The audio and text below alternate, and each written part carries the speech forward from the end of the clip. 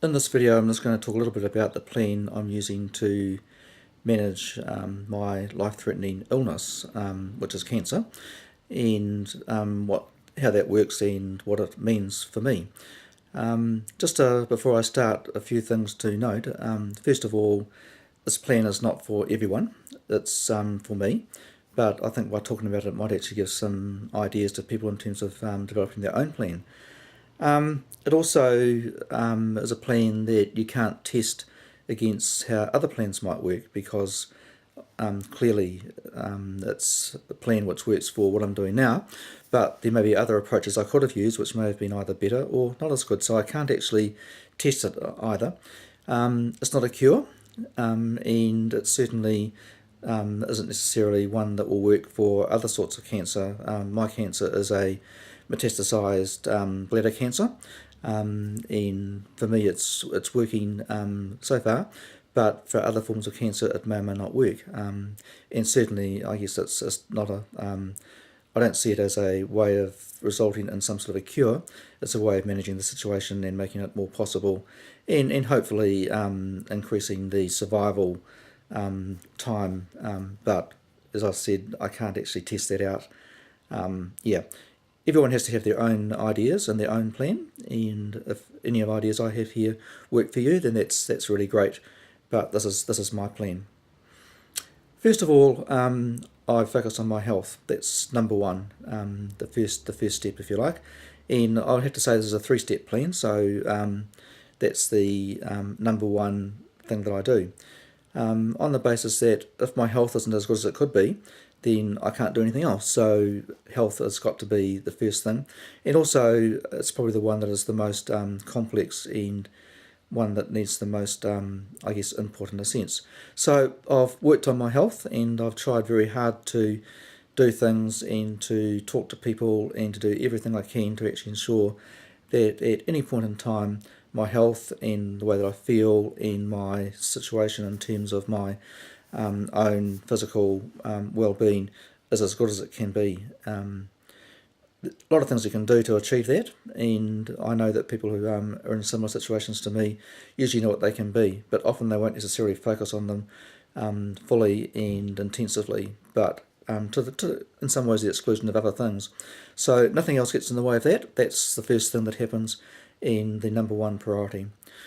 When my health seems to be okay, or when I think that's as controllable as it can be, or I've got as much under control as I can get it, or I've got things going as well as I can in that area, the second thing I focus on is things that I can actually do that I couldn't do if I'm not here. So when I am no longer around, what things won't get done or won't be possible? For me, that's mainly been my personal history and documenting things that I know that maybe other people don't know. It's meant looking at some of the digital afterlife things that I've been interested in. A whole lot of things that I know that if I'm no longer here, there'll either be no one to do it, or the knowledge that I have, or the skills that I have, or the expertise that I have will be gone, because it's in me, it's my thing. So just being aware of what those things are and how they work for me is really important, and then focusing on those as a second step.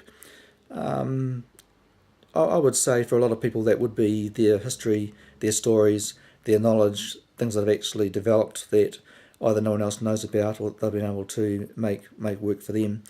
But there may be other things for other people that actually, if they're not there, they wouldn't get done. So that's number two. And number three are things that, well, if I wasn't here, they'd get done anyway. In some way, the world would move on, would find ways to do them. Might not be always easy for people. It may be easier if I actually help out now than and things are in place for the future when I'm not here.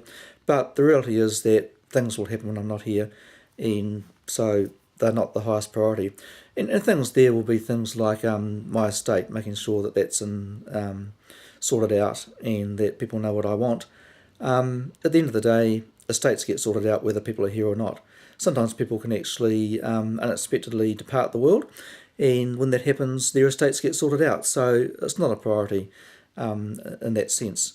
But nevertheless, if there is time and space and opportunity, it's good to do those things, and at least you can do something that might actually help people in terms of those areas. So that's the third priority that I work on, and I guess I've done some work in that area already, and will do some work in that area in the future. So 3 priorities: health, things that you can do that you wouldn't be able to do if you're not here, and then the third priority, things that you can do that would get done if you weren't here, but nevertheless would be helpful to do a little bit of preempting or whatever before that happens. 3-step plan, 3-step approach. So far it has worked for me. Other people might have similar ideas. They might have more or fewer steps. It'll depend on the timeline they've got in terms of what they're actually trying to achieve with the time they've got. But definitely having a plan, having some way of actually making it work. And then the next part of it is definitely sticking to the plan. Once you've got it, make sure you actually follow it. It does mean that maybe when you're on the third part of the plan, and you might be doing a little bit of work in that area, if your health deteriorates, then what I do is I actually can that part of the activity for the time being, go back to stage 1, work on my health, get that improved again, cycle through that, then go through to the stage 2 if necessary, and then stage 3. So it's not as if you actually get your health in order and then move on and never go back to it. It's actually a bit of a cycle, and I've probably cycled through mine about 3 times now, and I'm sure there'll be a few more cycles. For some people there may be fewer cycles, for some people there may be more, but I think the basic order of things are still the same.